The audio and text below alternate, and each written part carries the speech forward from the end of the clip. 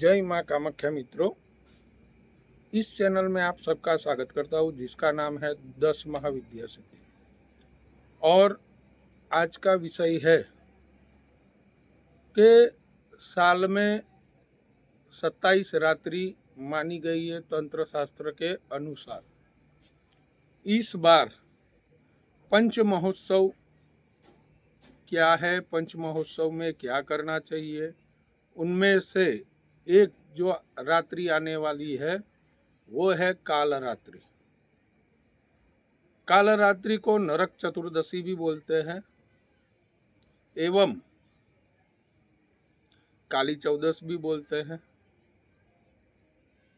तथा च क्यों नरक चतुर्दशी बोलते हैं, क्यों काली चौदस बोलते हैं, क्यों उस दिन तंत्र साधना करनी चाहिए, उस दिन तंत्र मंत्र यंत्र एवं भूत प्रेत घर के अंदर साया है, उसको कैसे किस तरीके से निकाला जा सकता है, वो आज मैं इस वीडियो के माध्यम से बोलने वाला हूँ। तो मित्रों, ये पूरा वीडियो ध्यान से सुनिएगा, ध्यान से देखिएगा कि मैं क्या बोल रहा हूँ, कैसे प्रयोग होता है कालरात्रि में। आप कभी भी दुर्गा सप्तशती का पाठ किया है तो रात्रि सूक्त के अंदर बताया गया है, कालरात्रि महारात्रि मोहरात्रिश्च दारुणा। तो कालरात्रि के दिन, कालरात्रि किसको बोलते हैं? पंच महोत्सव, कालिका महोत्सव भी बोलते हैं। एवं पंच महोत्सव के दिन महाकाली, महालक्ष्मी एवं महासरस्वती की पूजा होती है। एकादश रमा एकादशी से शुरुआत होती है। अमावस्या तक का जो 5 दिन है वो 5 दिन को पंच महोत्सव बोला जाता है। उसमें काली मैया की मूर्ति बिठा के नॉर्थ ईस्ट के अंदर एवं बंगाल के अंदर महाकाली की पूजा करते हैं, काली मैया की पूजा करते हैं, सहस्त्र काली की पूजा करते हैं। क्यों करते हैं, उसका रीजन क्या है, क्यों करना चाहिए काली चौदस के अंदर, आज मेरा विषय वो ही है।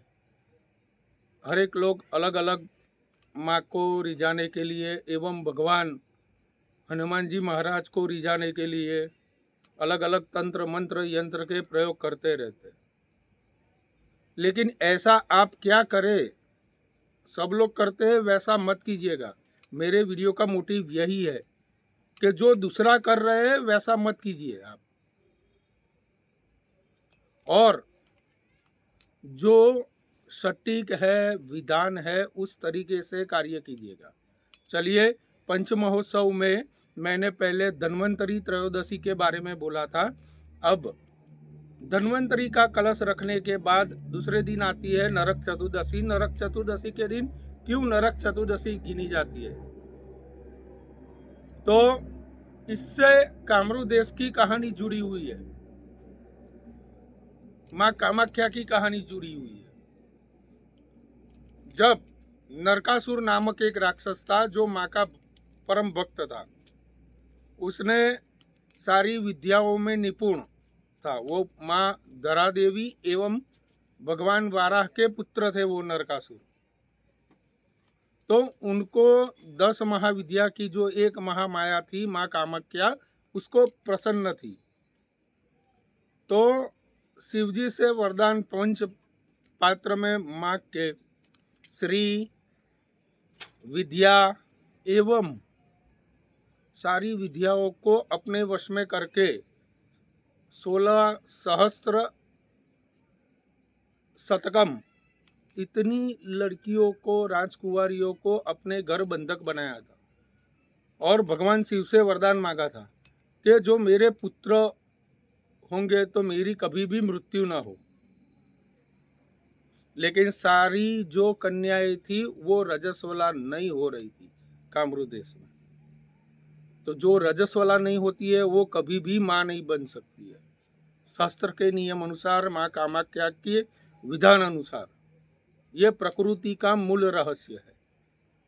तो नरकासुर ने यज्ञ करके माँ महामाया का आवाहन किया, महायोनि का आवाहन किया। और जब महामाया ने शिव जी के ऊपर काली मैया ने पैर रखा था, इसलिए माँ पार्वती ने ये अवतार लेने के लिए मना कर दिया कि मैं कामाख्या का अवतार नहीं लूंगी नरकासुर के वध के लिए। तो शिव ने बोला कि मैं अपना शरीर भूमि पर नहीं रखूंगा। तो माँ ने अपना सोमनंदी बुलाया, जो माँ का वाहन है सिंह। सिंह की सवारी पर शिव जी सो गए, महादेव जी, और उनके नाभि कमल खिला के माँ कामाख्या की उत्पत्ति हुई, जो योनि मुद्रा में थे। माँ कामाख्या के वर्णन पात्र थे। महायोनि प्रकट हुई। जैसे महायोनि प्रकट हुई, रजस्वला शुरू हो गया, और माँ का रूप इतना कि मैं अपने मुख से भी माँ की विद्वत्ता बयान नहीं कर सकता हूँ। मैं इतना निपुण नहीं हूँ कि माँ के लिए मैं कुछ बोलूँ। तो माँ कामाख्या की कृपा ऐसे सदैव आप पे बनी रहे। वो माँ का रूप देख के इतना मोहित हो गया नरकासुर, और माँ को ही बोलने लगा, तू मेरे साथ शादी कर ले। तो माँ ने उसके सामने शर्त रखी। वो माँ का परम भक्त था, और अपनी इष्ट देवी एवं आराध्य देवी पे ही उसने कुदृष्टि डाली। तो माँ ने बोला कि प्रातः काल सूर्य नारायण आएंगे, उस वहां तक तेरे को मेरी पहाड़ी तक रास्ता बनाना है। तो नीलांचल पहाड़ी में वो रास्ता बनाया उसने, नरकासुर ने। बनाते बनाते बनाते एक कुकुट प्रातः काल 4 बजे कुकड़े कु बोला। तो मुर्गा आके बोला जैसे ही, तभी माँ ने अपना त्रिशूल उठाया और मारने के लिए खड़ी हो गई। उसको 5 वरदान याद दिलाए कि ना मैं शिव की सृष्टि हूँ, ना शिव ने मुझे भ्रमित किया है, मैं शिव की वजह से उत्पन्न नहीं हुई हूँ, एवं तुझे मारने वाला भी बंदा भूमंडल पर है। तो भगवान श्री कृष्ण को एवं सत्यभामा, जो धरा देवी वराह रूप में पृथ्वी मैया ने अपने पुत्र के लिए वरदान मांगा था, जब तक मैं बोलूं नहीं तब तक आप मेरे पुत्र का वध नहीं करना है। तो सत्यभामा जी को लेके कामरू देश गए थे नरकासुर के वध के लिए। तो सत्यभामा जी माँ पृथ्वी की अवतार थी। तो सत्यभामा ने बोला, इसलिए नरकासुर का वध हुआ, चक्र से नरकासुर का वध किया। और माँ कामाख्या वहीं स्थित हो गई। 16 सहस्त्र शतकम जो रानियां थी, उनसे भगवान श्री कृष्ण ने शादी की और द्वारका लेके आए। कुछ शास्त्र ऐसा मानते हैं कि वो 16 सहस्त्र जो राजकुमारी थी, वो माँ की देवदासी बन गई और कामरू देश में रह गई, इसलिए वो स्त्रिया राज्य के नाम से प्रचलित हुआ। जो आज 7 सिस्टर है, वो जगह आज भी नॉर्थ ईस्ट में वो जगह मौजूद है। और नरक चतुर्दशी के दिन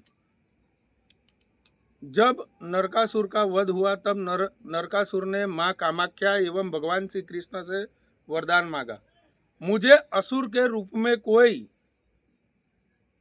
मारना नहीं चाहिए, आसुरी प्रवृत्ति मेरी दूसरों के अंदर आनी नहीं चाहिए,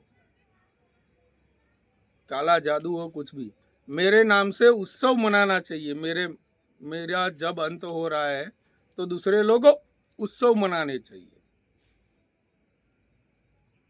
तो ऐसा वरदान मांगा था। और माँ ने काली एवं कामाख्या ने एवं श्री कृष्ण भगवान ने बोला था कि उस दिन आप तंत्र मंत्र यंत्र एवं कोई भी साधना करते हो तो माँ कामाख्या, माँ काली एवं भगवान श्री कृष्ण, महादेव जी, भैरव जी, सारे जो देवी देवता गण है, वो उनको हाजिर होके काम करना पड़ता है।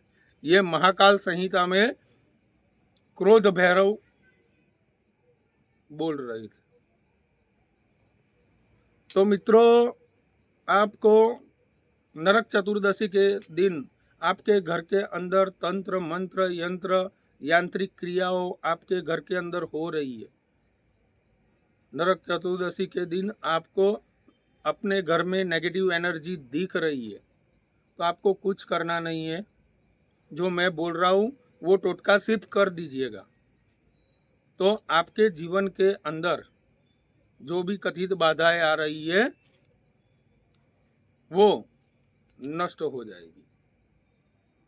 आपको कुछ नहीं करना है। छोटा सा एक कद्दू लेना है, कद्दू के ऊपर कपूर रखना है, भीमसेनी कपूर रखना है। ध्यान से सुनिएगा, कद्दू के ऊपर भीमसेनी कपूर रखना है और थोड़ा सा ऊपर कुमकुम डाल दीजिएगा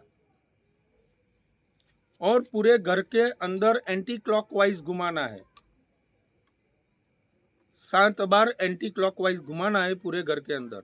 टॉयलेट एवं बाथरूम को छोड़ के सारी जगह पे घुमाना है। जहाँ जहाँ नेगेटिव एनर्जी लग रही है वो सारी जगह पे घुमाने के बाद, घुमाने के समय आपको मैं जो मंत्र बोल रहा हूँ वो मंत्र का आपको उच्चारण करते रहना है और पूरे घर के अंदर घूमना है। कपूर रखना है, जलाना नहीं है। ध्यान से सुनिएगा, कपूर रखना है कद्दू के ऊपर। तो आपको पूरा घुमाने के समय जो मंत्र मैं बोल रहा हूँ वो पूरा ध्यान से सुनिएगा। ओम क्रीम क्रीम काल्यै नमः, ओम क्रीम क्रीम काल्यै नमः, ओम क्रीम क्रीम काल्यै नमः। इस मंत्र का जाप करते ही पूरे घर के अंदर घुमा के आपको बाहर निकल जाना है। चौराहे पे वो कद्दू के ऊपर जो कपूर रखा है उसको जला देना है और उसको फोड़ देना है, या एकांत में जाके उसको फोड़ दीजिएगा। ऐसे करके अस्त्राय फट, अस्त्राय फट बोल के उसको तोड़ देना है। वापस आने के टाइम पे पीछे देखना नहीं है। कोई भी आपका मित्र या कोई भी मिल जाए तो खड़ा होना नहीं है। घर पे आके शुद्ध स्नान होके आपको घर के अंदर अपनी साधना संध्या एवं मंत्र संध्या में साधना केंद्र कीजिएगा, ध्यान केंद्र कीजिएगा। तो आपके घर के अंदर जो नेगेटिविटी है वो तुरंत तत्काल तरीके से नष्ट हो जाएगी। ये महाकाल संहिता का बलि प्रदान वाला विधान है। ये विधान आपको कोई भी नहीं बताएगा। माँ कामाख्या एवं माँ काली की स्वयं कृपा बरसेगी आप पे। और मेरा मोटिव यही है कि आप पर माँ कामाख्या की कृपा बरसे। जय माँ कामाख्या। आपको ये वीडियो पसंद आया है तो एक लाइक और सब्सक्राइब कर दीजिएगा और ये वीडियो दूसरों को शेयर कीजिएगा। जय माँ कामाख्या।